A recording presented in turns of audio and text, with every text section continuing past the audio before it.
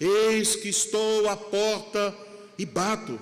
Se alguém ouvir a minha voz e abrir a porta, entrarei em sua casa e cearei com ele e ele comigo. Até então, essas pessoas estavam indiferentes a Cristo. Cristo aqui nesta imagem está do lado de fora. Mas eles deveriam escutar a voz de Cristo que está batendo por meio desta carta. Ele estava batendo e chamando os crentes de Laodiceia ao arrependimento. Se eles se arrependessem, se eles ouvissem a voz de Cristo, ele entraria e cearia com eles, isto é, teria comunhão com eles. Há muitas pessoas que usam esse versículo para dizer: olha, veja aí, quem abre a porta do coração é a pessoa, a fechadura está do lado de dentro. Usam geralmente esses termos. Quem está no controle do coração é a própria pessoa. No entanto, o que se lê em Atos 16, 14 é o seguinte: certa mulher, chamada Lídia, da cidade de Tiatira, vendedora de púrpura, temente a Deus, nos escutava. O Senhor lhe abriu o coração para atender às coisas que Paulo dizia. Quem abriu? O Senhor, não a Lídia. Quem abriu foi o Senhor, e se ele não o tivesse feito, Lídia nunca teria crido no Evangelho. Mas aqui, nesta carta, Cristo não está falando sobre abrir a porta em referência a alguém incrédulo, alguém que nunca ouviu o Evangelho. Cristo está falando aqui não com uma pessoa, ele está falando com a sua igreja. O assunto não é a salvação de pecadores, é o arrependimento de uma igreja que estava desprezando a Cristo. Então ele chama esta igreja ao arrependimento e coloca a responsabilidade sobre eles. Arrependam-se e eu terei comunhão com vocês. O abrir a porta é o arrepender-se de seus pecados. Amados irmãos, esta situação da igreja em Laodiceia não é exclusiva deles. Por todos os lados nós encontramos pessoas que dizem fazer parte da igreja de Cristo. Muitas delas até se orgulham de sua espiritualidade.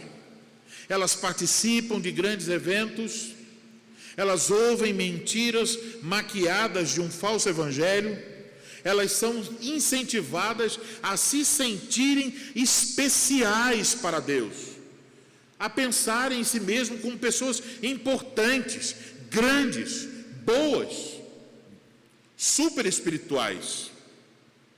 Elas elogiam umas às outras para se convencerem que Cristo está com elas. Mas os seus corações são cobiçosos, suas línguas são mentirosas, seus desejos são mundanos, suas alegrias são terrenas, seus tesouros são perecíveis, seus olhos são cegos e suas vestes são imundas. Vivem de acordo com o mundo e seus valores, amam os mesmos ídolos, desejam as mesmas coisas e produzem os mesmos frutos. Os que estão assim devem saber que Cristo está enojado deles. Os que assim estão, se ainda não deixaram de ser igreja, em breve deixarão. Por isso, a primeira coisa que nós precisamos reconhecer é a nossa própria miséria espiritual.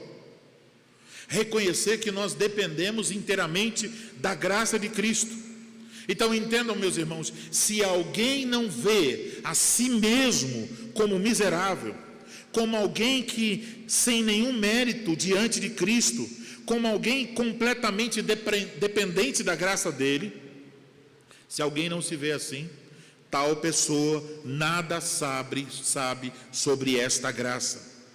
Pois esta graça, a graça de Deus, só pode ser recebida quando verdadeiramente confessamos a nossa incapacidade.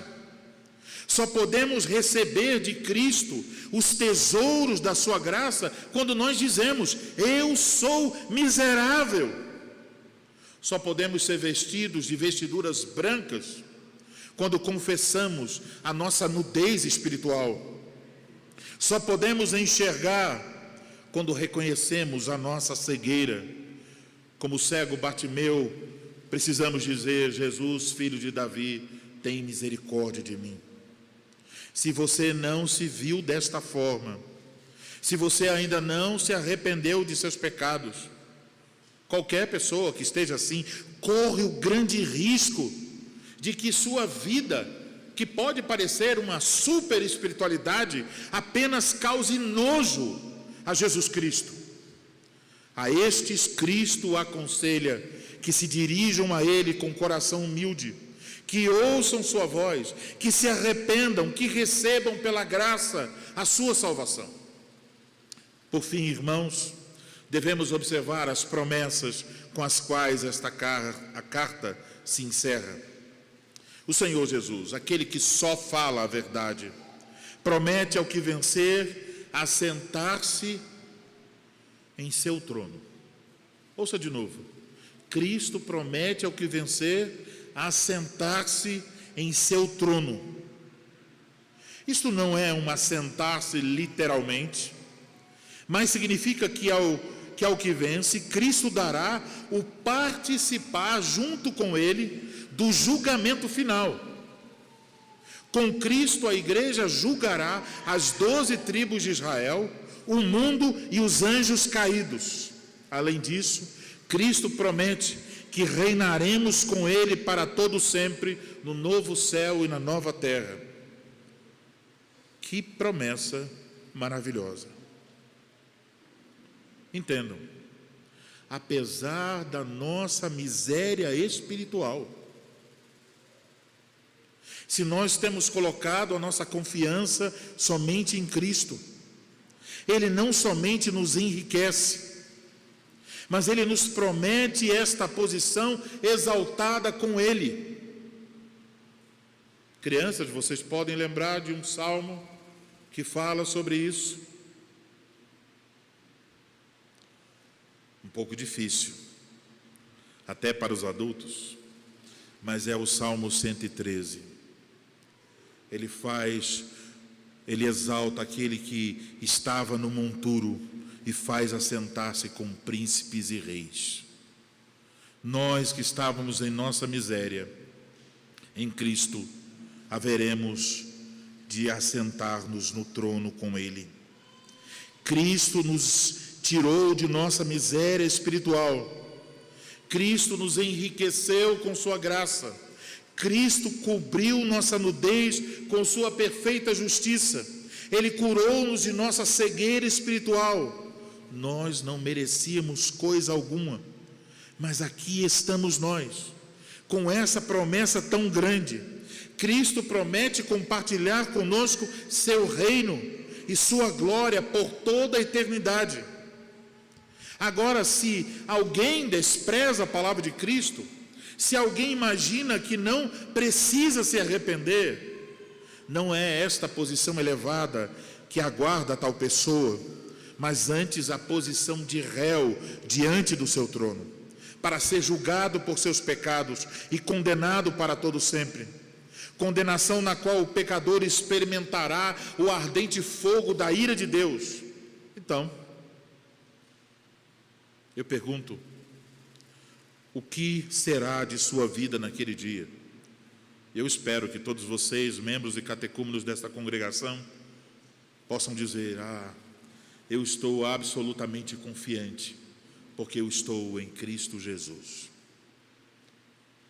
Você está alegre por isso? Por essas promessas benditas de reinar com Cristo? Você poderia dizer: eu tenho a graça que enriquece, eu tenho a justiça que veste, eu tenho o colírio que dá visão.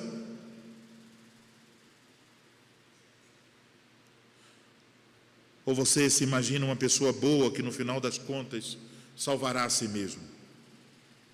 Ouçam a doce voz de Cristo nessa noite.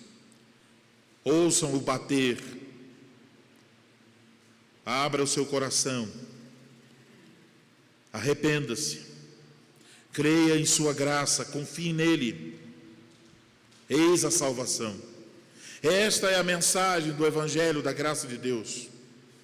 Nossa resposta a essa graça não deve ser, meus irmãos, um cristianismo morno, uma piedade morna, um compromisso morno.